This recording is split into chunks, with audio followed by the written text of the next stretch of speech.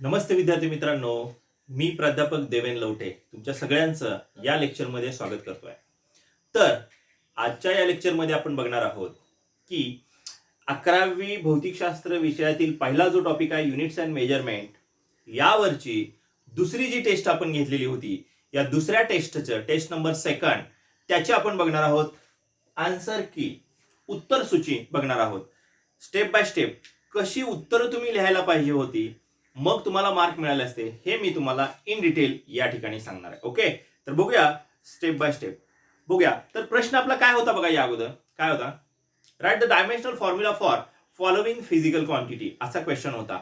आणि आपल्याला 10 derived physical quantity दिल्या होत्या. या 10 डिराइव्ड फिजिकल क्वांटिटी आपण स्टेप बाय स्टेप बघणार आहोत. आणि इथे कशा पद्धतीने त्याचं डायमेन्शन्स आहे करेक्ट, हे आपण बघणार आहोत. ओके, बघूया. सुरुवातीला पहिलं जे आहे, तर पहिला फिजिकल क्वांटिटी जी आहे ती आहे कायनेटिक एनर्जी. त्याचा आपल्याला डायमेन्शनल फॉर्म्युला विचारले. सो फर्स्ट,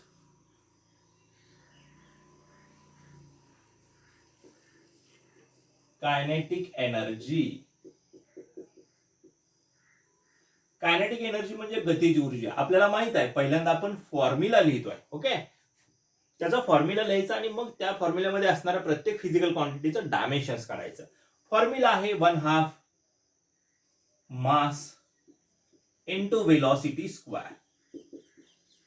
ओके, हा झाला फॉर्म्युला. आता यानंतर कायनेटिक एनर्जीसाठी नोटेशन आपण वापरतोय काय हो, के ई असं शॉर्ट मध्ये वापरतोय. 1/2 आहे तसंच. मास साठी वापरतोय स्मॉल एम आणि वेलॉसिटी साठी वापरतोय व्ही, त्याचा स्क्वेअर आहे. ओके, हा झाला त्याचा फॉर्म्युला, आपण लिहितो. आता प्रत्येक ज्या टर्म आहेत, या टर्म कायनेटिक एनर्जी जे काय फॉर्म्युला आहे त्यामध्ये असलेल्या प्रत्येक टर्मचं डायमेन्शन्स काढायचं आहे. तर इथं मास आहे, इथं वेलॉसिटी आणि 1/2 आहे. तर 1/2चं आपल्याला डायमेन्शन्स काढता येणार नाही, कारण तो नंबर आहे.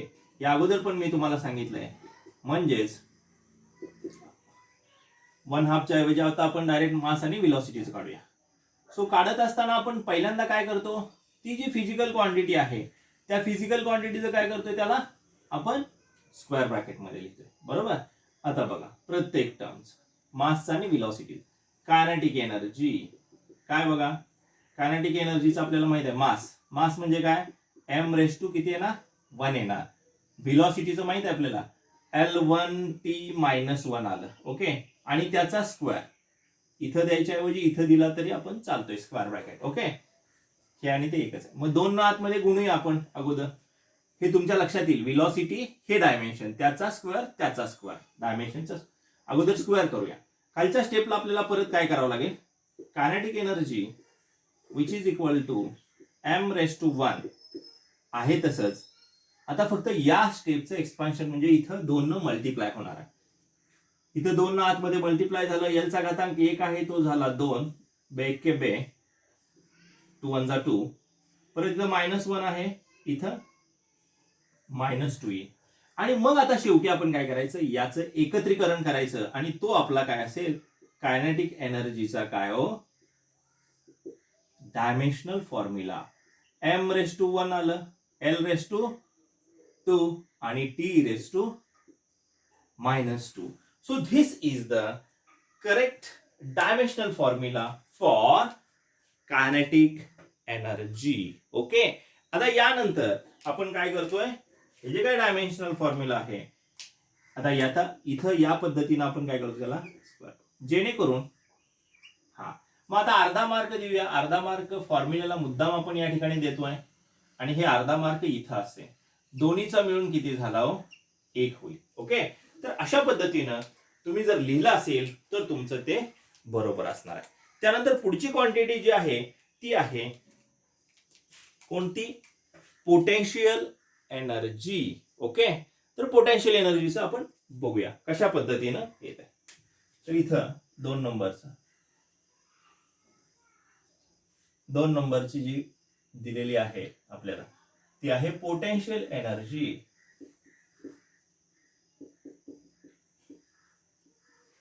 पोटेन्शियल एनर्जीचा फॉर्म्युला आपल्याला माहित आहे काय, mass into acceleration due to gravity into height. Okay, मग याचा पोटेन्शियल एनर्जीसाठी शॉर्ट फॉर्म आपण लिहितोय पीई बरोबर मास साठी लिहितोय M into acceleration due to ग्रॅव्हिटीसाठी लिहितोय जी आणि हाईट साठी लिहितोय एच. म्हणजे आपला फॉर्म्युला झाला PE which is equal to M G H. आता याचं डायमेन्शन्स काढायचं आहे म्हणजे यांना प्रत्येकाला आपल्याला स्क्वेअर ब्रॅकेट मध्ये घ्यायला पाहिजे. PE which is equal M in square bracket also small z that is acceleration due to gravity in square bracket and h in square bracket. Okay, प्रत्येकाचं डायमेन्शन्स आपण काय करूया लिहूया. म्हणजे काय येते बघूया आपण. PE which is equal to mass काय येईल m⁻1 येईल बरोबर. जी चं काय येणार आहे, जी म्हणजे ऍक्सलरेशनच आहे, acceleration due to gravity. Acceleration काय आणि ऍक्सलरेशन ड्यू टू ग्रॅव्हिटी काय, गुरुत्वीय त्वरण. L1t-2 हे माहित आहे आपल्याला, L1t-2 आणि हे काय आहे हाईटचं काय आलं L⁻1 बघितलं आपण, उंची L⁻. एकत्र करूया अगोदर हे PE which is equal to काय ना m⁻1 इकडे काय L1 L⁻2 होईल आणि t⁻2 ऍज इट इज. आता कंबाईन करूया आणि मग आपल्याला फायनल जे आहे हे फायनल डायमेन्शन्स आपल्याला लिहित आहे. m⁻1 आहे तसंच, पुढचं L⁻2 आणि हे t⁻2. तर हे आपल्याला काय मिळालं, फायनल जे आहे हा फायनल डायमेन्शनल फॉर्म्युला मिळाला. कोणाचा, तर पोटेन्शियल एनर्जीचा. मग आता स्कीम ऑफ मार्किंग कशी असेल बघा, या ठिकाणी अर्धा मार्क फॉर्म्युला आणि अर्धा मार्क डायमेन्शनल. या अगोदर पण मी सांगितलंय कायनेटिक एनर्जी असू द्या, पोटेन्शियल एनर्जी असू द्या, डायमेन्शनल फॉर्म्युला सारखाच आहे, m⁻1 L2 t⁻2. m⁻1 L2 t⁻2. तर अशा पद्धतीनं तुम्हाला सुद्धा कोणत्या फिजिकल क्वांटिटीचं डायमेन्शन सारखं आहे हेही या ठिकाणी आपल्याला सांगता येईल. ओके,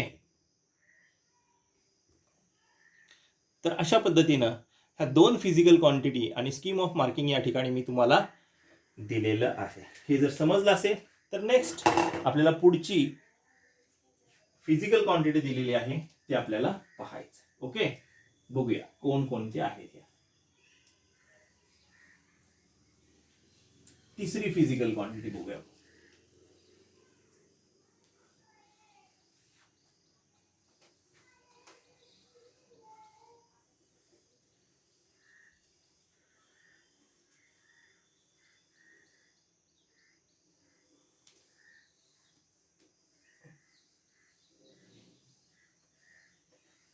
ओके, थर्ड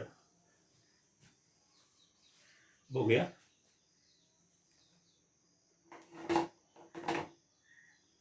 तिसरी आहे डेन्सिटी. ओके,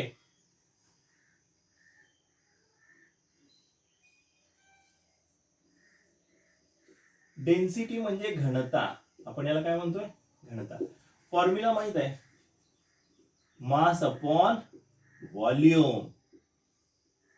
मग याच्यासाठी आपल्याला माहिती आहे डेन्सिटी साठी आपण काय वापरतो नोटेशन, रो.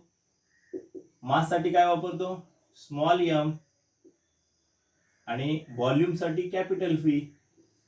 ओके, व्हेलॉसिटी साठी पण V वापरतो, लक्षात घ्या. आणि मग आता या ठिकाणी आपल्याला काय करायचं, डायमेन्शन्स काढूया. डेन्सिटी रो, मास काय येईल m⁻1 येईल, स्क्वेअर ब्रॅकेट मध्ये ठेवा. व्हॉल्यूमचं काय L³ येईल, माहित आहे आपल्याला हे, length into breadth into height. So L³ volume म्हणजे आकारमान आहे. तर हे L³ वर आल्यानंतर काय होणार आहे, मायनस होणार आहे. म्हणजेच काय येईल बघा, फायनल डायमेन्शन्स रो विच इज इक्वल टू हे m⁻1 आहे तसंच आहे आणि L³ येणार आहे ते L⁻³ येणार आहे. अशा पद्धतीनं आपल्याला फायनल डायमेन्शन्स आपल्याला सांगता येईल. ओके, तर हे डायमेन्शन झालं डेन्सिटी. ओके, अर्धा मार्क फॉर्म्युल्याला द्यायचा, अर्धा मार्क याचं जे काय डायमेन्शन करेक्ट आलेलं आहे त्याच्यासाठी द्यायचं. त्यानंतर नेक्स्ट जी फिजिकल क्वांटिटी पुढची आहे ती आहे चार्ज. ओके, काय आहे चार्ज बघूया. चार्ज म्हणजे प्रभार. ओके.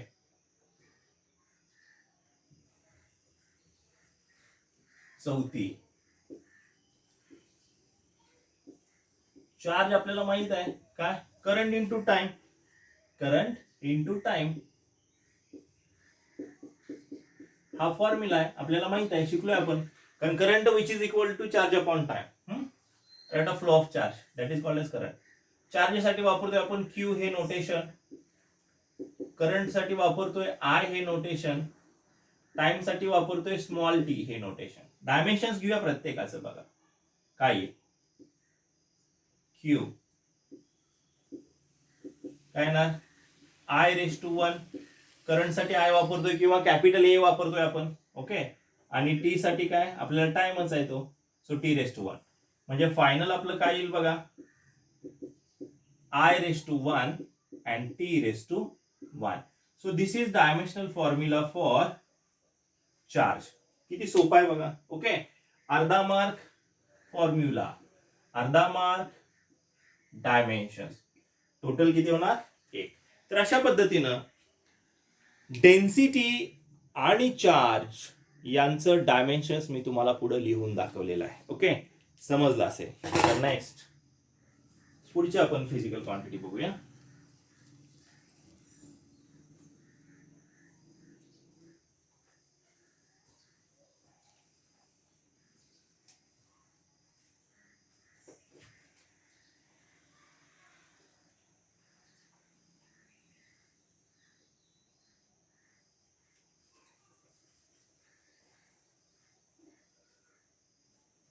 पाच नंबरची कुठली दिली ती आपण बघूया.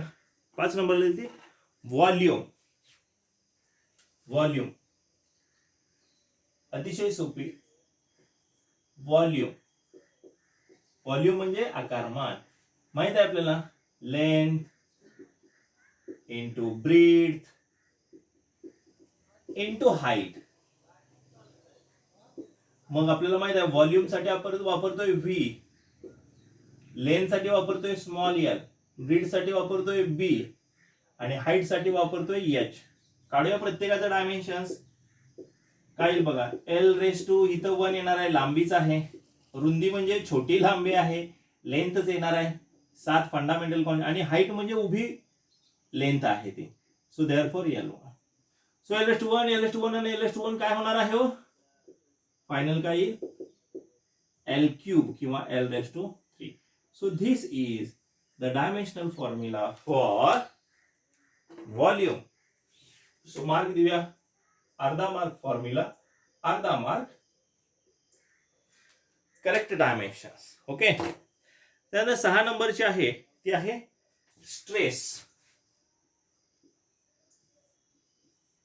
स्ट्रेस मी या अगोदर पण सांगितलंय काय, इंटरनल रिस्टोरिंग फोर्स.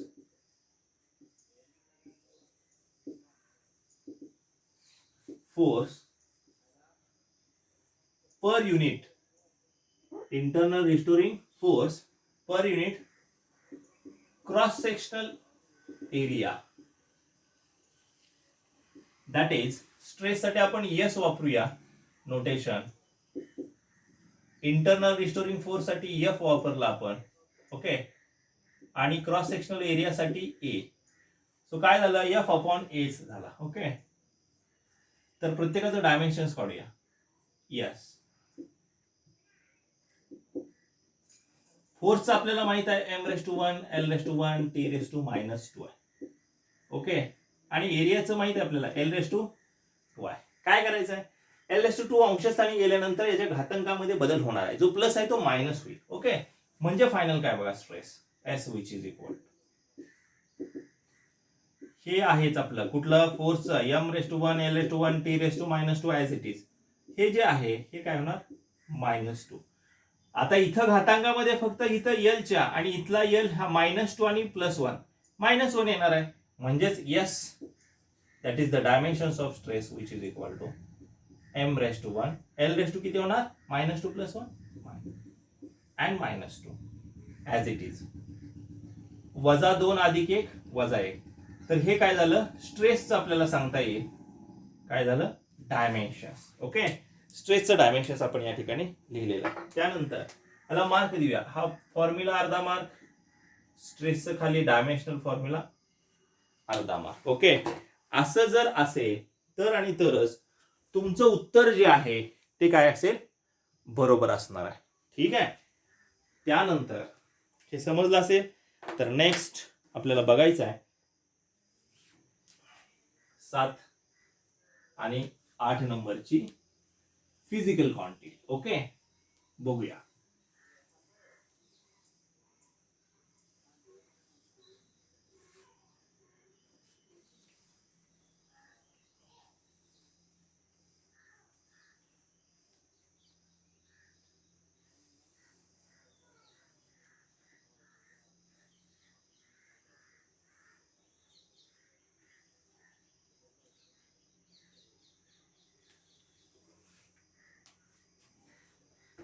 नेक्स्ट 7 नंबरची आहे strain.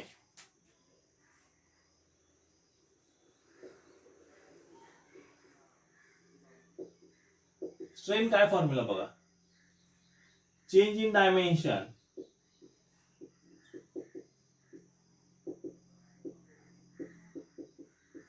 Per unit original dimension.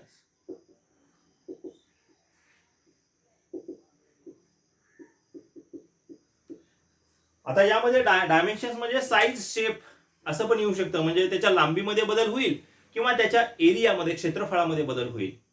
लक्षात आलं?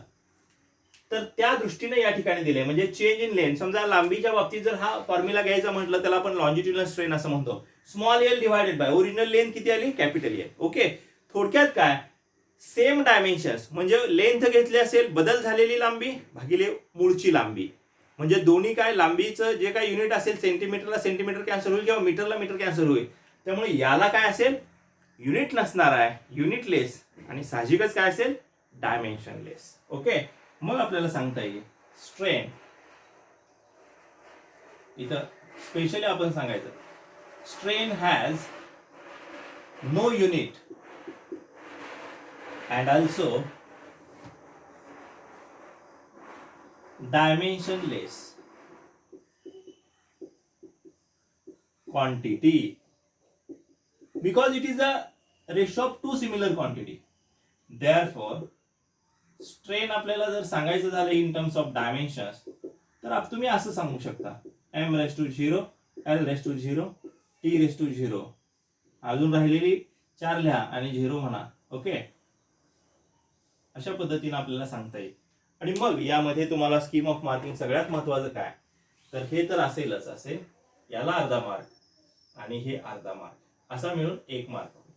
डायमेन्शनलेस अँड युनिटलेस क्वांटिटी आहे. ओके, आता नेक्स्ट आहे 8 नंबर, प्लँक्स कॉन्स्टंट.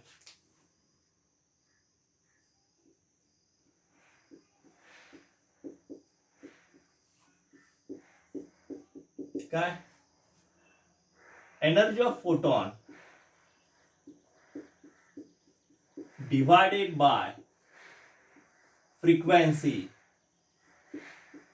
बघा आता एनर्जी ऑफ फोटॉन आपल्याला माहित आहे. चला, प्लँक्स कॉन्स्टंट साठी आपण के नोटेशन वापरतोय, एनर्जी ऑफ फोटॉन साठी ई वापरतोय. ओके, आणि फ्रिक्वेन्सी साठी स्मॉल एन वापरतोय. प्रत्येकाचं डायमेन्शन्स घेऊया. के एनर्जीचं माहित आहे आपल्याला, m⁻1 l⁻2 t⁻2 square bracket मध्ये द्या. ओके, आणि फ्रिक्वेन्सीचं माहित आहे काय, t⁻1. आपण काय म्हणतोय त्याला, फ्रिक्वेन्सी आपल्याला 1 period, 1 time. Okay, so t⁻1. हे t⁻1 अंशस्थानी आल्यावर काय होणार आहे, +1 होणार आहे. म्हणजे काय बघा, k which is equal to m⁻1 l⁻2 t⁻2 into t⁻+1 होईल. मग -2 आणि +1 साहजिकच -1 येणार आहे. -2 अधिक 1 -1 m⁻1 l⁻2 t⁻1. So this is the dimensional formula for Planck's constant m⁻1 l⁻2 and t⁻2. तर बघा इथं अर्धा मार्क द्या आणि करेक्ट डायमेन्शनल फॉर्म्युला जो आहे त्याला अर्धा मार्क, असा 1 मार्कासाठी होईल. बघा काय अडचण आहे का बघा, जरा थोडंसं सांगा बघूया. प्लँक्स कॉन्स्टंट समजलं का? ओके ठीक आहे. तर नेक्स्ट सेकंड लास्ट आणि लास्ट फिजिकल क्वांटिटी आपण बघणार आहोत. म्हणजे तुम्हाला प्रत्येक फिजिकल क्वांटिटीचं डायमेन्शन्स कसं आहे काय हे सांगता येईल. 9 नंबर आणि 10 नंबरची क्वांटिटी. ओके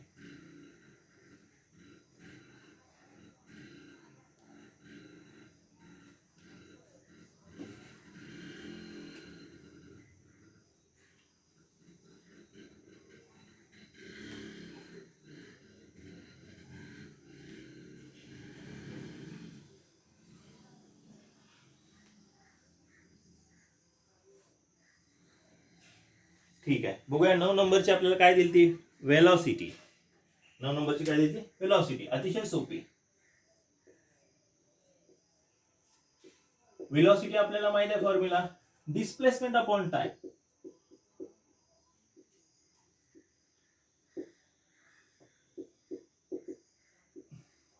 सो वेलॉसिटी साठी काय v, डिस्प्लेसमेंट साठी काय s, टाइम साठी काय स्मॉल t.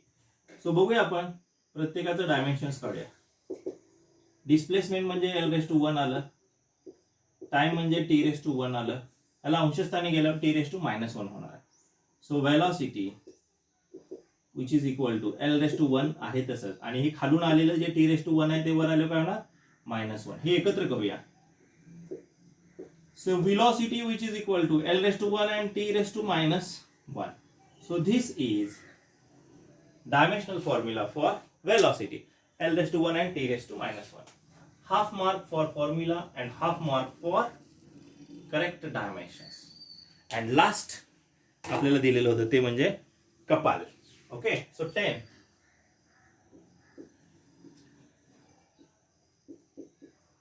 कपल या अर्थानं फिजिक्स मध्ये आहे, इथं फोर्सची जोडी आहे, या अगोदर मी सांगितलेलं आहे. त्यामध्ये फॉर्म्युला आपण काय घेतो, दोन समांतर आणि सारखे असणारे परस्पर विरोधी असणारे जे काय फोर्स आहेत हे यापैकी एक फोर्स आणि या दोन फोर्स मध्ये असलेलं लंबांतर. Okay one of the force and perpendicular distance between the two parallel forces. One of the force and perpendicular distance between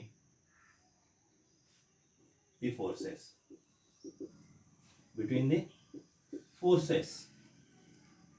so couple साठी आपण टॉर्क असं नोटेशन वापरतोय. वन ऑफ द फोर्स त्याच्यासाठी F आपण घेतला आणि डिस्टन्स परपेंडिक्युलर ते R या अशा पद्धतीने आपण घेतला. प्रत्येकाचं डायमेन्शन्स आपल्याला काढायचं आहे. चला फोर्सचं डायमेन्शन आपल्याला माहित आहे m1 l1 t⁻², आणि r म्हणजे लंबांतर आहे, अंतर आहे म्हणजे लेंथ l⁻1 येणार आहे. सो फरक इथं लेंथ मध्येच होणार आहे. l⁻1 काय होणार आहे l⁻2 होणार आहे. So torque that is couple which is equal to m⁻1 l⁻2 and t⁻−2. अशा पद्धतीनं तुम्हाला कपलचं डायमेन्शन सांगता येईल. ओके अर्धा मार्क जो आहे तो फॉर्म्युलाला द्या, अर्धा मार्क डायमेन्शनल फॉर्म्युला, दोन्ही मिळून 1 मार्क होते. ओके तर अशा पद्धतीने आपल्याला सांगता येईल की जे 10 फिजिकल क्वांटिटी आणि डायमेन्शन्स त्याचे होते ते अशा पद्धतीने आपण या ठिकाणी सांगितलेले आहेत. तर जर तुमचे या पद्धतीने असतील तर आणि तरच तुम्हाला आउट ऑफ मार्क मिळतील. ओके ठीक आहे, या पद्धतीने असेल चेक करा आणि आपले क्वेश्चन पेपर जे आहे ती तुम्ही चेक करू शकताय, किती मार्क्स मिळाले हे बघू शकताय. ओके थांबूया. घरी थांबा, सुरक्षित राहा, तुमची काळजी घ्या, तुमच्या घरच्यांची काळजी घ्या आणि सगळ्यात महत्त्वाचं अभ्यास करा. ओके जर तुम्हाला हा व्हिडिओ आवडला असेल तर लाईक करा आणि तुमच्या मित्रांना शेअर करा. आणि अजूनपर्यंत तुम्ही देवेन सर फिजिक्स गुरु हा यूट्यूब चॅनल जर सबस्क्राईब केला नसेल तर सबस्क्राईब करा. धन्यवाद.